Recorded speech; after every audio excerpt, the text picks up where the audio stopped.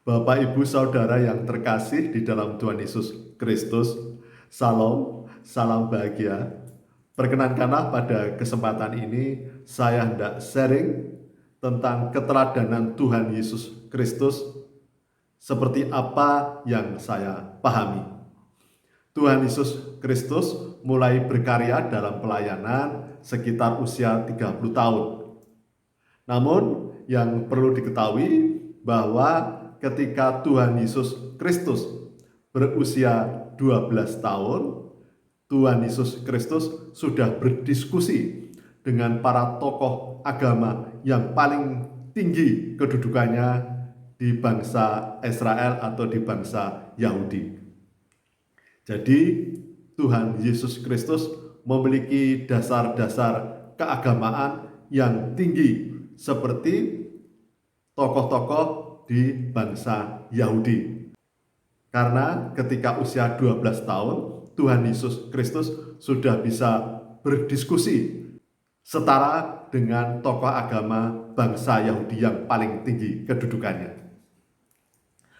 Tuhan Yesus Kristus nampaknya tahu bahwa di dalam karya pelayanannya membawa resiko yang tidak mudah, tidak hanya sekedar akan dikucilkan, akan dianiaya, tetapi juga akan sampai pada pengorbanan hidupnya, pengorbanan nyawanya.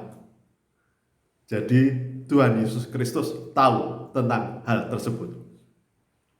Karena Tuhan Yesus Kristus menyuarakan kebenaran, menyuarakan kejujuran. Dia tidak takut dengan para penguasa, baik itu penguasa pemerintahan maupun penguasa keagamaan. Dan itu menjadi konsekuensi karena kemudian para tokoh agama menjadi dengki marah kepada Tuhan Yesus Kristus.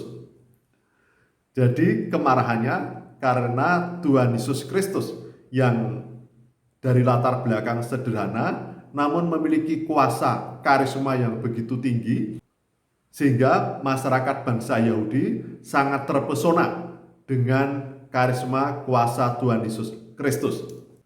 Karena Tuhan Yesus Kristus mengajar dengan karisma, dengan hikmat, sehingga masyarakat Yahudi dapat membandingkan bahwa Tuhan Yesus Kristus lebih mampu mengajar dibandingkan para tokoh agama yang memiliki kedudukan yang paling tinggi. Selain Tuhan Yesus Kristus memiliki kemampuan mengajar dengan karisma dan dengan kemampuan yang sedemikian tinggi, dengan hikmat, Tuhan Yesus Kristus juga menyertai dengan kuasa menyembuhkan, kuasa membuat mujizat, kuasa mengusir setan, kuasa mujizat-mujizat yang lain. Bahkan kemudian bisa menghidupkan orang mati, membangkitkan orang mati dari kubur. Kemudian Tuhan Yesus Kristus memberikan keteladanan, beliau tidak memperkaya diri. Karena semua uang-uang yang ada cukup dalam kegiatan pelayanan. Bukan untuk mengejar kekayaan, membuat rumah gedung, bagikan istana, dan sebagainya.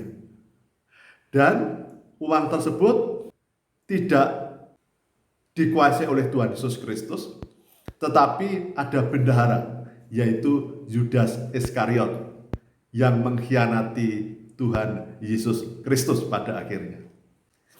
Dan kemudian Tuhan Yesus Kristus di masa akhirnya, di dalam pelayanan sekitar 3 tahun, Tuhan Yesus Kristus rela menderita, dihina, dianiaya, kemudian penuh luka, bahkan wafat di kayu salib.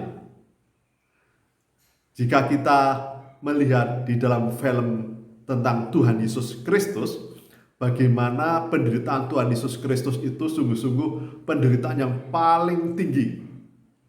Karena dianiaya kemudian dicambuk yang ada gerigi-gerigi besi sehingga sampai daging-dagingnya terkelupas.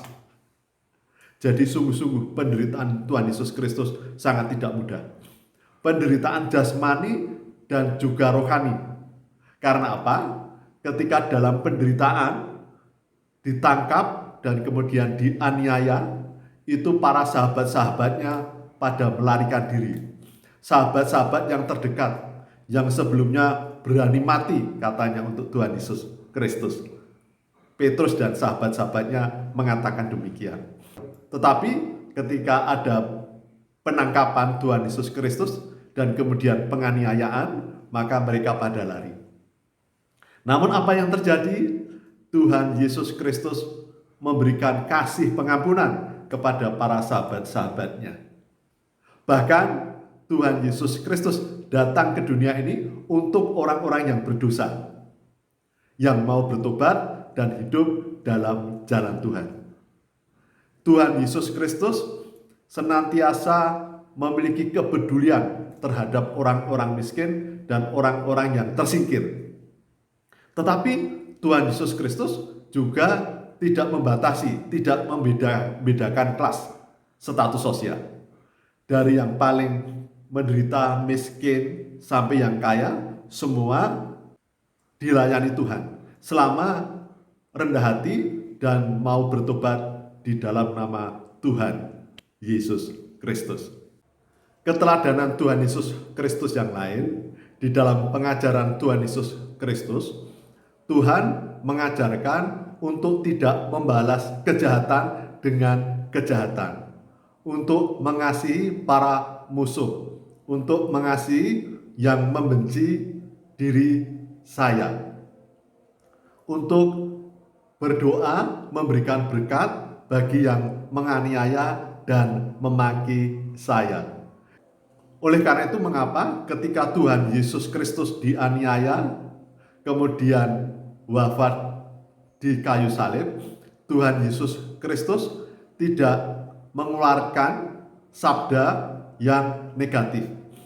Tetapi justru Tuhan Yesus Kristus bersabda, para penganiaya dan yang menyalibkan Tuhan Yesus Kristus adalah tidak tahu apa yang diperbuatnya. Karena kalau tahu pasti ketakutan dan tidak akan melakukannya. Tetapi Tuhan Yesus Kristus justru berdoa kepada Bapa di surga untuk mengampuni para penganiaya dan yang telah menyalibkan Tuhan Yesus Kristus. Dan pada akhirnya saudara-saudaraku, bahwa dengan kuasa mujizat, kuasa mengusir setan, kuasa membangkitkan orang mati, menghidupkan orang mati, dari situlah maka kita bisa mengawali sebagai titik awal untuk dapat menyelami, memahami bahwa Tuhan Yesus Kristus adalah Tuhan yang sungguh maha kasih, Tuhan yang dekat dengan manusia, yang mau datang hidup bersama manusia, Tuhan yang tidak hanya di surga saja, tapi dapat merasakan dan peduli karena dosa-dosa manusia, sehingga manusia menderita, dan Tuhan ingin merasakan penderitaan manusia. Berarti Tuhan adalah sahabat manusia. Sahabat yang sejati adalah sahabat yang mau rela mengorbankan nyawanya demi kebahagiaan sahabatnya. Dan itu sudah dilakukan oleh Tuhan Yesus Kristus. Dan dari situlah maka tadi saya katakan sebagai titik awal bahwa mengapa Tuhan Yesus Kristus berkenan datang ke dunia? Karena semua manusia sudah jatuh dalam dosa. Tidak bisa menebus segala kesalahan dan dosa-dosanya kecuali manusia yang tidak berdosa, manusia yang sempurna, suci, kudus, yang belum pernah berdosa. Dan itu tidak ada, karena di dalam iman Kristen adalah percaya semenjak Adam dan Hawa jatuh ke dalam dosa, maka anak keturunannya memiliki dosa-dosa keturunan dari Adam dan Hawa. Mengapa demikian? Karena dosa sedikit pun tidak bisa bersama dengan Tuhan Yesus Kristus yang suci, kudus, dan mulia. Sehingga Tuhan yang maha kuasa dan maha kasih berkenan datang ke dunia sebagai manusia yang suci kudus sehingga dapat menyelamatkan manusia. Dan mengapa Tuhan Yesus Kristus harus rela wafat di kayu salib? Karena untuk menebus dosa harus ada kematian manusia yang tidak berdosa. Karena upah dosa adalah maut, sehingga harus ada yang rela, manusia yang suci kudus rela untuk wafat, meninggal demi keselamatan umat manusia. Betapa bersyukurlah umat Kristiani yang dipanggil, dipilih untuk sungguh-sungguh dapat merasakan anugerah kasih Tuhan melalui penebusan, penyelamatan Tuhan Yesus Kristus. Demikian yang dapat saya sampaikan. Salam, salam bahagia, Tuhan memberkati.